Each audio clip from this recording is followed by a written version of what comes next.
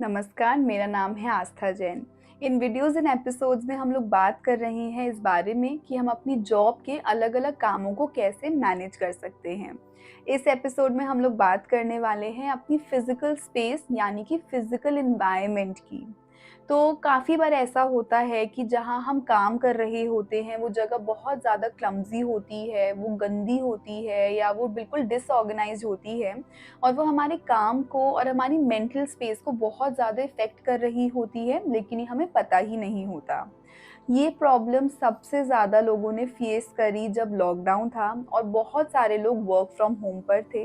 या काफ़ी लोग अभी भी वर्क फ्रॉम होम पर हैं, तो अगर आप हैं तो आप इस चीज़ से रिलेट कर पाएँगे कि काफ़ी बार ऐसा होता है या होता था लॉकडाउन के दौरान कि जहाँ हम अपना पूरा दिन स्पेंड करते हैं, वहीं पर हम काम कर रहे थे और जो लाइन्स थी हमारी पर्सनल एंड प्रोफ़ेशनल लाइफ़ के बीच में वो ब्लर हो गई थी। और इस वजह से काफ़ी बार हमें बहुत ज़्यादा प्रॉब्लम होती थी ये डिफ़रेंशिएट करने में कि कौन-सा मेरा वर्किंग स्पेस है और कौन-सा मेरा प्रोफ़ेशनल स्पेस है। ऐसा बहुत बार होता है कि हम अपने ऑफ़िस में भी जब होते हैं या फिर जब घर पर होते हैं और हम काम कर रहे होते हैं, तो आस-पास हमारे चीज़ें अनऑर्गनाइज़्ड हैं, चीज़ें साफ़-सफ़ाई से नहीं रखी हुई हैं और इसकी वजह से जो हमारा माइंड है, वो भी कन्फ्यूज़्ड स्टेट में आ जाता है और ये चीज़ हमें रियलाइज़ भी नहीं होती है। लेकिन अगर हम अपने आस-पास की चीज़ों को स्पेशली जहाँ पर हम काम कर रहे हैं, अगर हम उस एरिया या फिर स्पेस को ऑर्गनाइज़ रखेंगे, तो आप देखेंगे कि आपका जो माइंड है वो बहुत ज़्यादा क्लैरिटी से काम करने लगेगा और आपके माइंड को कोई भी कन्फ्यूज़न या फिर इरिटेशन फेस नहीं होगी। एक और चीज़ जो है वो बहुत इम्पोर्टेंट ये है कि कभी-कभी हमारी जो स्टेशनरी है यूजुअली वो बहुत ज़्यादा फैली रहती है या फिर अगर हमारी जो डेस्क है उस पे पेपर्स फैले रहते हैं एंड बहुत ज़्यादा टाइम या फिर एनर्जी जाती है स्टेशनरी इकट्ठी करने में यानी कि पेन ढूँढने में, पेंसिल ढूँढने में या फिर कोई एक पर्टिकुलर पेपर ढूँढने में। तो इन चीज़ों को भी अगर हम ऑर्गेनाइज़ रखते हैं तो बहुत ज़्यादा हमें हेल्प मिलती है अपनी एनर्जी को छोटे-छोटे कामों में वेस्ट होने से बचाने में। एक और चीज़ है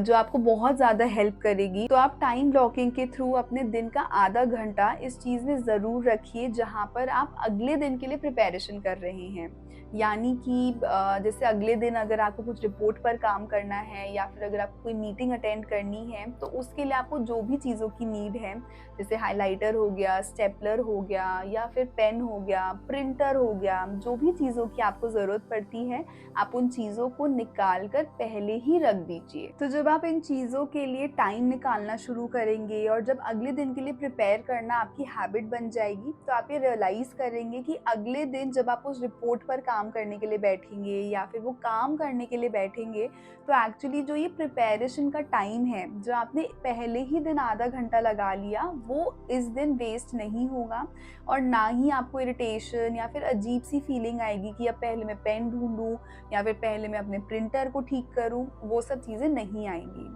और इनफैक्ट रात को सोने से पहले भी आप अपनी थोड़ी-सी प्रिपरेशन कर सकते हैं, जैसे कि अपने ऑफ़िस का बैग लगाना, अपने क्लोथ्स को आयरन करके रख देना। तो हमें कई बार ऐसा लगता है कि ये सब बहुत ही छोटी-छोटी चीज़ें हैं और ये तो मैं अगले दिन कर ही लूँगा, लेकिन कभी-कभी ऐसा होता है कि कोई इमरजेंसी वर्क आ जाता है या फिर कोई चीज़ काम नहीं करती, कुछ हमें मिलता नहीं है और उसकी वजह से बहुत टाइम वेस्ट हो जाता है और जो-जो हमने प्लान किया होता है फिर वो हम अचीव नहीं कर पाते।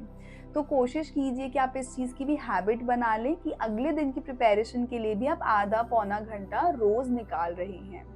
तो जो भी टेक्निक्स की और जो भी सॉल्यूशंस की हमने बात करी, बेसिकली वो सारी टेक्निक्स इसी चीज़ के ऊपर फ़ोकस्ड हैं कि आपकी जो स्विच कॉस्ट है, यानी आपका जो भी टाइम वेस्ट होता है एक टास्क से दूसरे टास्क पे जंप करने के लिए या अपनी अटेंशन को शिफ्ट करने के लिए, उसको मिनिमाइज़ किया जाए। हम इफ़ेक्टिवली अपने कामों को प्रायोरिटाइज़ करना सीख लें, हम उनको ग्रुप करना सीख लें, हम अपने टाइम बैचेस फिक्स कर लें कि इस टाइम पर ये करना है, इस टाइम पर ये करना है। अपने फिज़िकल एनवायरनमेंट को अपने काम के लिए कंड्यूसिव बना लें। तो फोकस इन टेक्निक्स का यही है कि हम अपने कामों को जितना सिंप्लीफाइड वे में देख सकते हैं, जितना ज़्यादा उनको मैनेजेबल बना सकते हैं, हम उन चीज़ों को बनाएँ।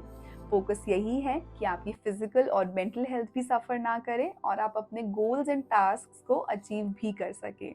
तो मुझे उम्मीद है कि ये सब टेक्निक्स आपको बहुत मदद करेंगी। आप इनको ज़रूर करेंगे, आप इनको ट्राई कीजिए एंड आई एम श्योर ये आपको ज़रूर मदद करेंगी। मैं और सॉल्यूशंस लेकर आती रहूँगी अलग-अलग प्रॉब्लम्स के। तब तक आप बने रहिए पावन ऐप पर और बाकी प्रॉब्लम्स के सॉल्यूशंस देखते रहिए। मैं आपसे मिलूँगी किसी और प्रॉब्लम के किसी और सॉल्यूशन के साथ। तब तक के लिए नमस्कार।